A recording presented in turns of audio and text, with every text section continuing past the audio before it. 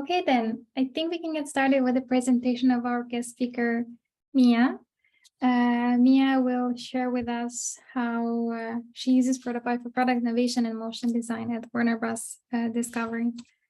Mia, I think you can share screen, and yeah, looking forward to hearing your presentation.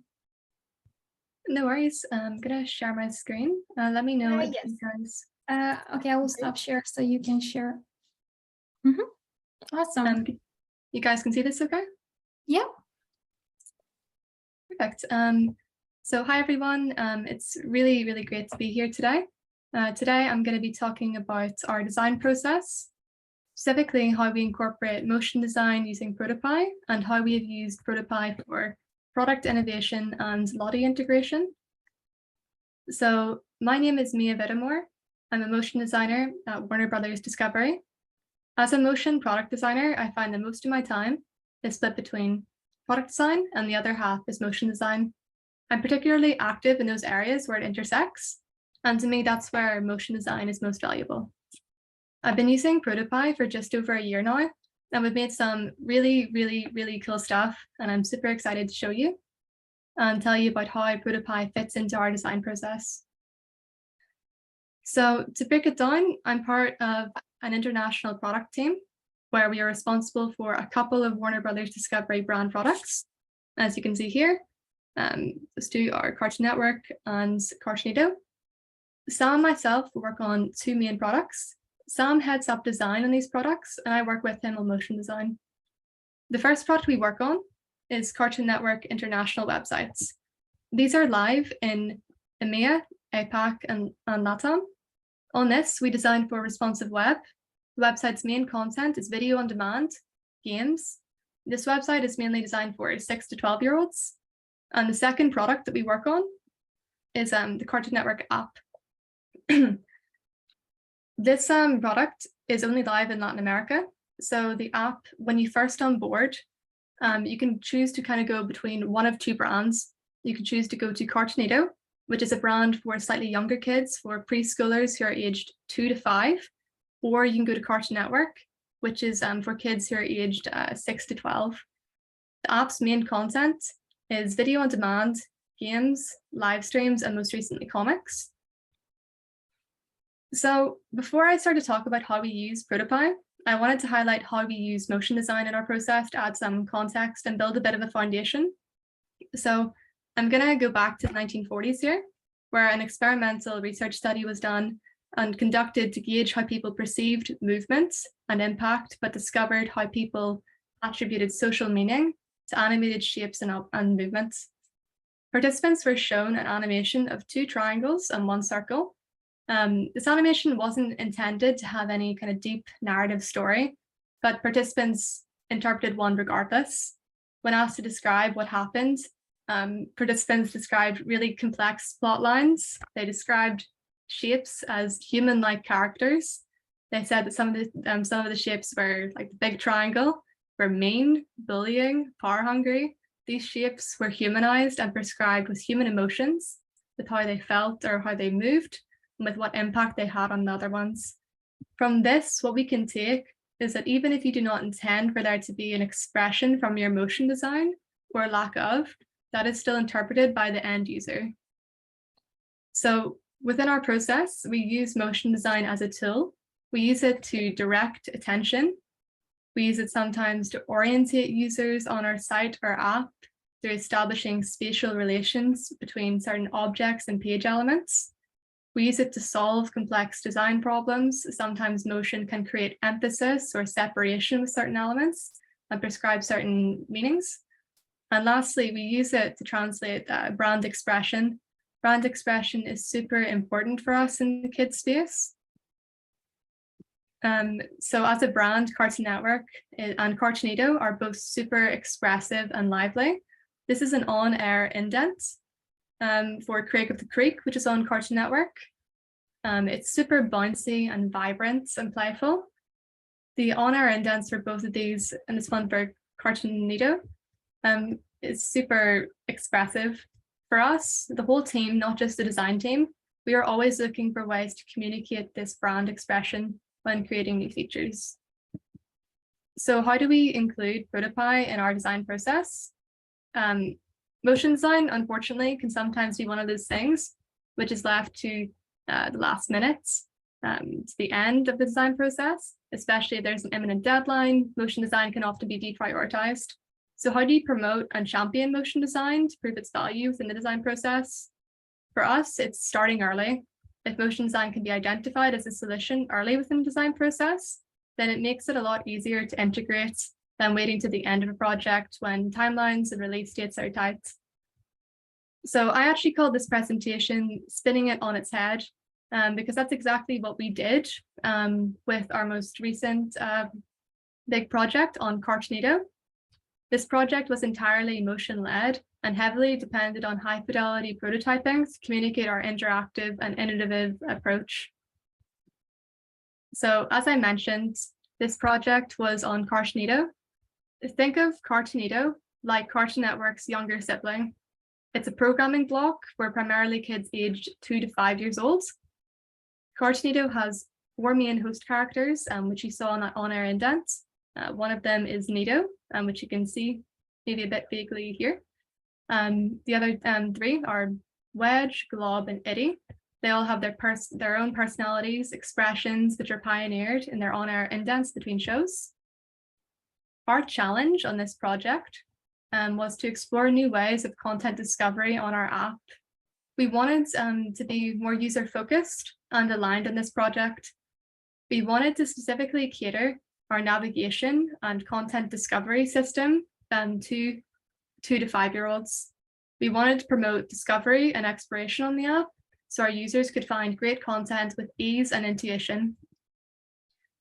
So before we changed the content discovery on the app looked like this.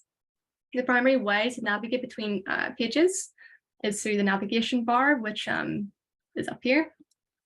So we have integrated some LottieFiles in this already. And as you can see, as we added more pages, it was becoming a tiny bit crowded. So we identified this as a problem space. And we recognized if we wanted to be user-focused and aligned, we needed to kind of cater more towards our users. So we kind of saw some issues, let's say, with these icons being quite small, or with the text. We acknowledge not all 2 to 5-year-olds can read. So we wanted to add in some more visuals of the host characters, add more interactive features for the app to encourage users to explore and discover the app more. So before doing anything, we did some research, which consisted of findings from our own user research and existing user research on other kids' apps. Our 3 main takeaways were simplify the UI, limit touch interactions to simple and natural movements. Having large navigational arrows on either side of the screen is ideal for navigation with this age group. So we wanted to add in more visuals. Kids at this age may not be able to read and rely on visuals and physical feedback. And we wanted to add in more interactions. Kids this age expect to be able to kind of interact with on-screen characters with sound or animation within apps. So when we, with this like research in our back pockets, we dived into what this could look like on the app itself. We explored a couple of different approaches, but both had the same navigation function. We placed arrows on either side of the screen and made each former like video page into an immersive section, so whenever the user kind of clicked on this section, they were brought to a details area which contained the content. We developed these ideas more.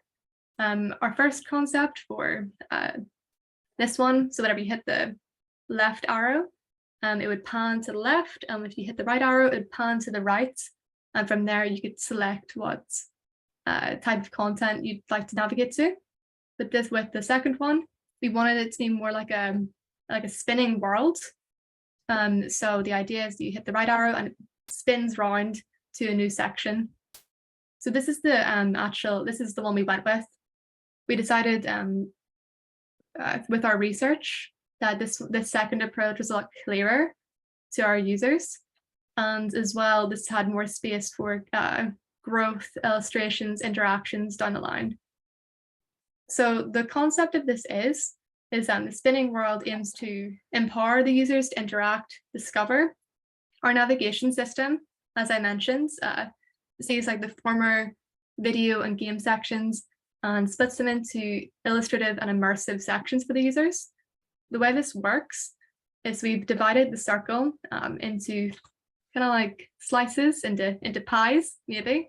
So this the way this works is we have a selected state. So we have this that's like green block, which is for videos. And on either side, we have two transitory kind of states. And what this means is whenever you hit the left arrow and this rotates to the next section, it's really smooth. So we've developed a couple of different layers of UI, some of which are static, some of which are dynamic. So the navigation layer, which is this one here, houses buttons, logos, menus, and this is static, so it doesn't move when you hit the navigational arrows. This element is for illustrations and titles. So this is the element that moves whenever you hit the navigation arrow. And the last one is the background. And this changes color dependent on what section you're on. So even describing this, it is quite a complex, it's a simple navigation system, but with a lot of moving parts. And that's what makes it complex to build and to describe also. So we needed something which was a bit more tangible. We needed something we could give to our stakeholders on the project so they could feel for themselves how it works. And that's exactly what we were able to do with ProtoPie. I imported everything over from Figma to ProtoPie using the integration plugin. After some trial and error, I was able to build this navigation system from scratch. I then brought in some Lottie character animations I'd made and put them on the prototype to promote the interactive element of the app. So you can see here, whenever you hit the right arrow, it spins the world and you can kind of go on to these really exciting and immersive sections. So this was our first draft that we were able to show our stakeholders and the rest of our team on the project. And it was really, really positive. It was a great outcome. But the best part about doing this with ProtoPie was the ProtoPie player. So this is an app which you can get on your phone and allows you to interact with the prototype on your own device. So being able to physically put this in our team's hands with no development required was really, really amazing. We're an international team, so a lot of the team is in Latin America. So them being able to download the ProtoPie player on their phone was such a game changer that they could physically hold it in their hands. It really, really sold the concept for us and the concept of this. With the concept, there was one concern. So as you saw, you have to do two taps, kind of a tap to kind of get to the content. So to access, let's say, where the actual content is on the details page. So because it's a video games live streaming app, users need to be able to see that content front and center in case they do not know where it is. So we went back into research and development mode. So from here, our first iteration, we wanted something which is a bit heavier. We wanted everything up front and center, and we added an interactive menu on the top.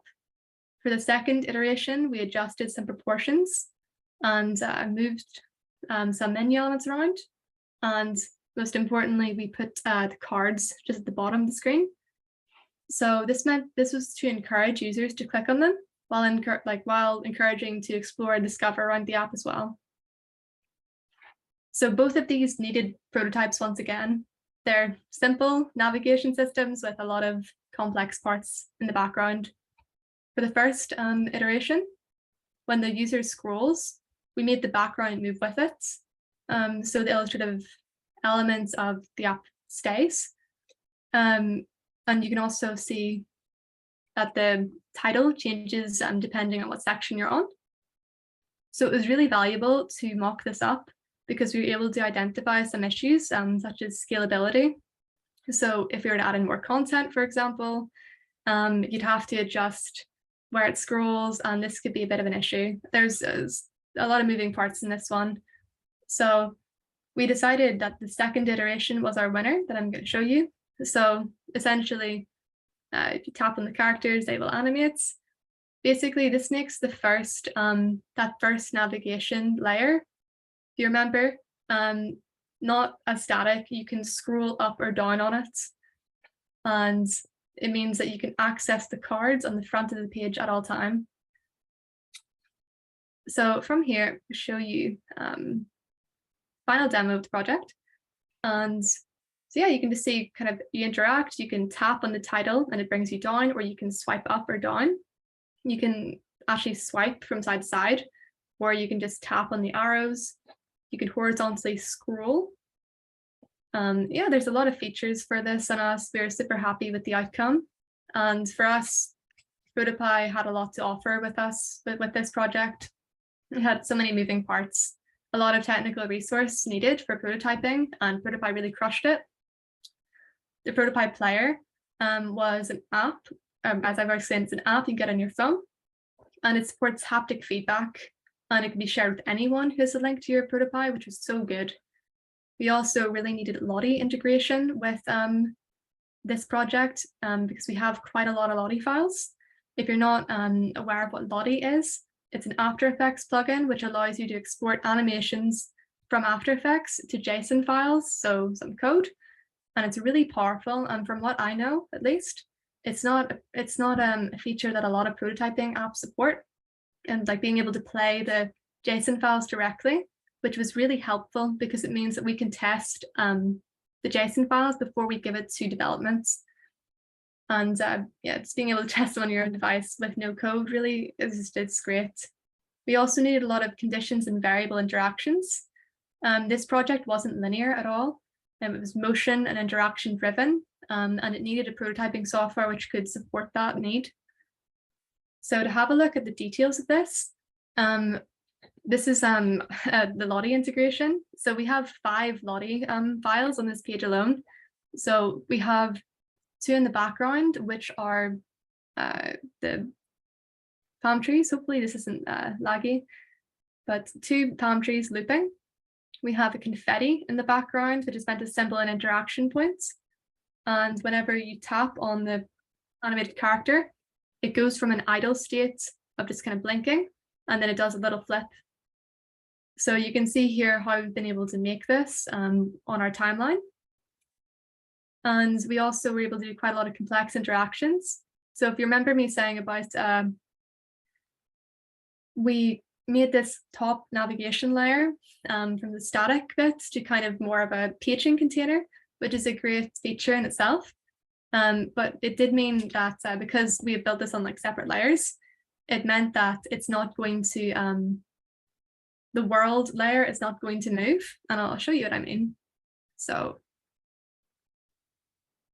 whenever we scroll up here, the illustrations don't move with the world, and that's what we needed. So essentially what we needed to do was to track the scroll of that UI element and make the illustrations move down.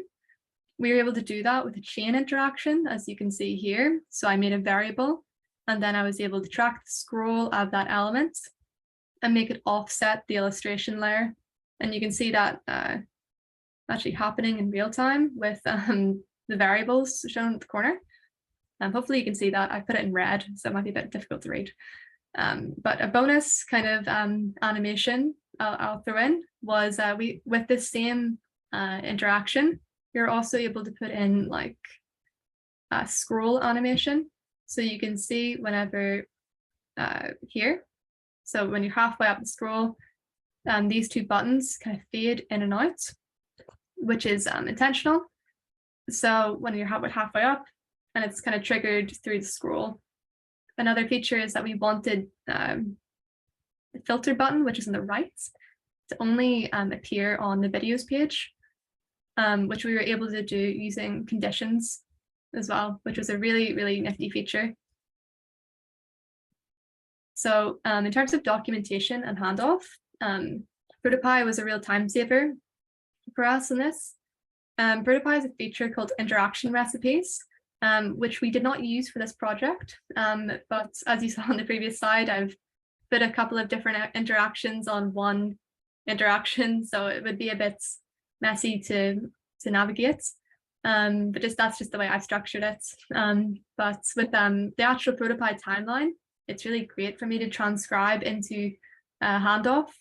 So with After Effects, normally, let's say with this element, it's like a title element. So whenever you go into a new page, it kind of does this kind of like bounce kind of effect. So it kind of gets bigger, then it gets smaller, then it goes to the actual size, and it's pretty springy. But the idea was, if I wanted to do this in After Effects, I would have to work out how many frames were in a second and convert that into milliseconds for the handoff. However, with ProtoPie, it's because it's already done in seconds like this, and you can see on the timeline, it is basically what I have on the handoff, except that's upside down. But it's essentially the same, and it makes that handoff stage really easy.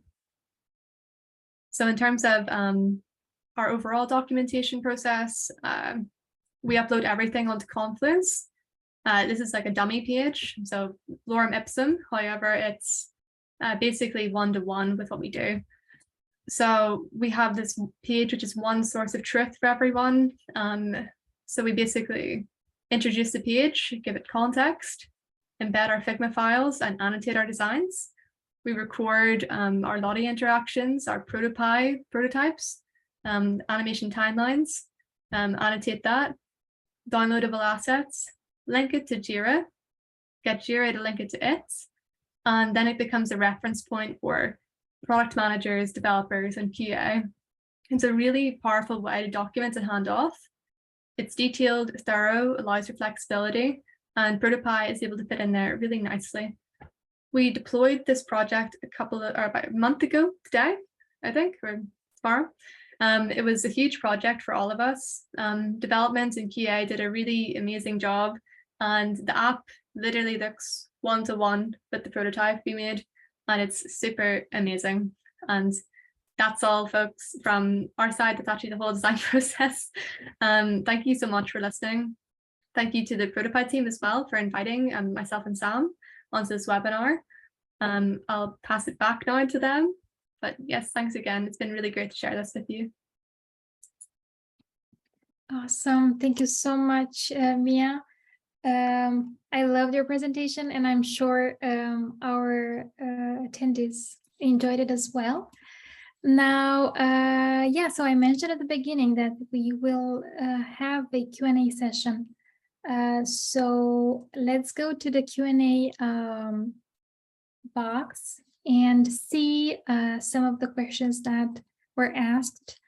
So Neha is asking, were there any problems with LottieFiles being too heavy, adding to the app's memory footprint? How was that handled? Yeah, that's a really good question. So I think in development, we have worked with this together. You can see how there are certain things you can do with LottieFiles to make it heavier. So if you add like PNGs into it, for example, that becomes a lot heavier. If you just have vectors in it, then it's a lot smoother. So I've done a lot of workarounds to try and make it lighter, but I can't remember the actual file size, but I think I've got a rough file size in mind that once it gets there, or it gets over that threshold, then it's way too heavy.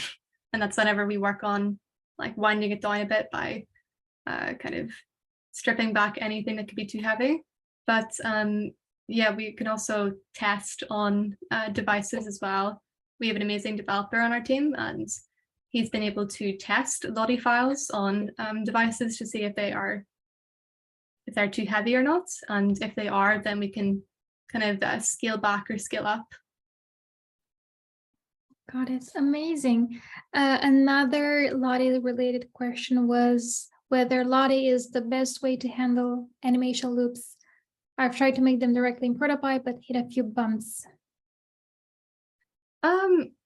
Yeah, I think for making Lottie loops, I would make all of them in After Effects, and then I would import them into ProtoPie. I've not had any issues with ProtoPie in terms of looping. I would actually make them in After Effects, see if they loop, and then I take them into ProtoPie, and there's a little check box you can tick to make it loop. And normally, actually, that will be really, really seamless. I haven't had an issue so far with that one. I think there's a whole collection of videos, I think, with Lottie and After Effects. So maybe it's an issue there. Okay, thank you. Let's see. Okay, one question regarding collaboration with the dev team. So did you continue, first of all, fantastic job. Did you continue to work closely with the development team to build the final result, or were they able to use the ProtoPie demo and just get on with it?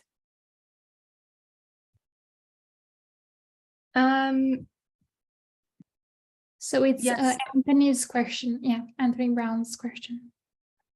Oh, I see it now. Yes, we have a developer on our team who is he is powerhouse. He's so good. I'm sure if you just showed this to him, he'd be able to do it no problem. But we did some very extensive documentation. So with the as I mentioned, we didn't use interaction recipes for this one. I think it'd be interesting to explore, but we didn't use it with this project. So yeah, we did some very extensive documentation and tried to work as best we can with development. For this particular one as well, if I'm just to chip in, so Mia showed you the prototype of what we kind of made to prove the concept as well. But the thing she showed you beforehand, which was about like the little piece of pies kind of things, right? That's how you load in sections. And that was done so we could make something that's scalable. So if we need any more worlds, or we need to remove worlds, or any kind of promotion little sections, it can be done like in an ad hoc way. We don't have to completely redo this circle every time we do it. So when we sort of got halfway through the process of like signing it off with stakeholders, we knew it was going to go down this direction. There was a sort of spike task for the developer to go and like approach how we validating if he could do it this way, whilst we're finishing off the prototype as such, or the final concept. So we kind of at one point of the project of understanding that this is what we're going to do. We don't know the final thing, but we know somewhat. The developer went in there off on his own to kind of explore in a research way if it's possible. Awesome. Thank you, Sam and Mia. I think this also covers Praful Kumar's question. He's asking about whether we have any things to keep in mind while sharing the interaction recordings with developers, but I think you just shared your experience on that. Clayton is asking how much time you spend on the animation interaction process. Yeah, this definitely depends, and it varies through what project it is and how much prototyping or animation is needed. For this one, I think maybe Sam, you can help remind me. I think it was maybe 2 spikes or so maybe it was about a month. Maybe that could be too much. I think in terms of the first draft we had, it might have been 2 weeks worth of work. I think, yeah, this could have probably been done a lot quicker. The thing is, with this piece of work, it wasn't like our main priority as a product team. We're working on like constant kind of like deadline requirements of things that need to be done month by month. So this was something that we had outlined from the beginning as like, this is not something we need to have. This is something as a design team, we've outlined that we want to make better to like align with our users. So it was something we kept putting in sprints on the back burner, and it would happen when we had time for it as such, whilst we're also doing the other tasks. But there's other designers in the team as well. So whilst like myself and someone else is doing the main work, then Mia's also fleshing out this concept and getting it approved at the same time. So it probably could have done a little bit quicker as such, but it was pretty much on the mark. Okay, thank you so much. So we did have 2 more questions, but maybe you can answer them. They're still related to like the length of the process. So Jessica is asking how much of the project was spent on prototyping, and a related question is John's question about how long it took the project from kickoff to launch.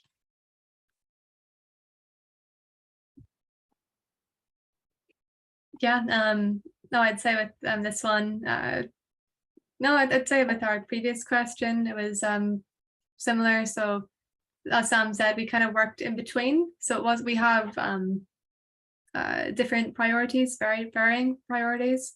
So with this, it was on sometimes in the back burner, and then when we had some more time, we brought it up to the front. So with, as Sam said, with prototyping, we could have done it a bit faster, but I would say if I had to go back and do it all from scratch again, maybe it would take me about like a week or so, maybe, to try to get everything as it is. And I think if I were to go back, there's a couple of things I'd change, but that's life with every project. Okay. Oh, and we will as well. We're iterative, right? So we go on and productly make this better. I'd say probably like end to end as well. You're probably looking at like, maybe this was 2 months from like thinking about the idea, assessing that there was a problem, stakeholders, dev spike, and then also dev actually making and getting this on the App Store. It wasn't too long, in my opinion. Okay, thank you so much. We have time for one more question because, we have an agenda coming up. We have John's presentation. So the last question that I think it's really interesting is about how you handle changes in design. Do you go back to Figma? Like, how do you handle that? And with that, we will wrap up. Yeah, I think with this one, especially with the rotating world project.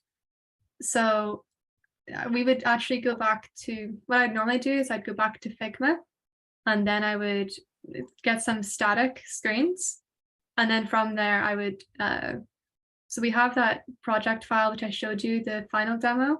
Normally I would make a version of that, and then I would apply the changes from the static Figma file onto that prototype.